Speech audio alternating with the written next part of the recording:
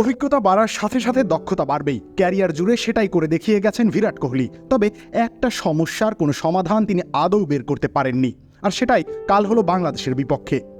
স্বাগতিক ভারতের বিপদ বাড়িয়ে যখন তিনি বিদায় নিলেন, তখন তার নামের পাশে লেখা হলো মাত্র 6টি রান।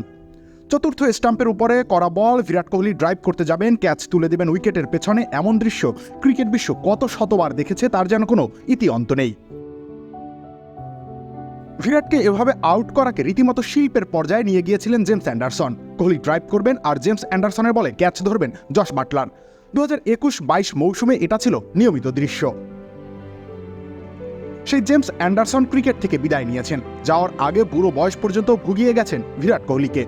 অ্যান্ডারসন না থাকলেও একালের প্রজন্ম তো আছেই। হাসান মাহমুদ যেন দীক্ষিত হলেন অ্যান্ডারসনের দীক্ষায়। এভাবেই আপন হয়ে উঠুক সবাই ইসপির আপন করা স্বাদে। ইসপি, আপন করা স্বাদ। ঠিক অ্যান্ডারসনের দেখানো পথে হেঁটেই বল ছুড়লেন 134 কিলোমিটার গতিতে। ড্রাইভ করতে যাওয়া বিরাট কোহলি কট বিহাইন্ডের শিকার।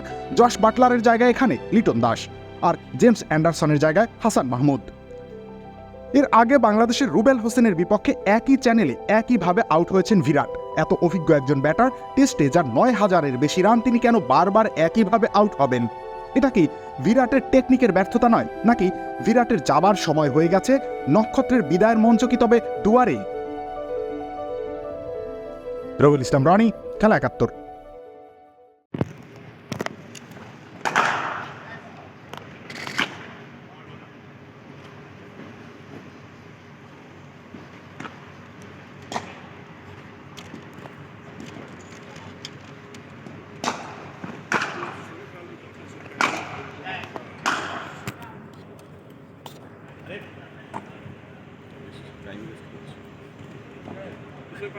इससे पहले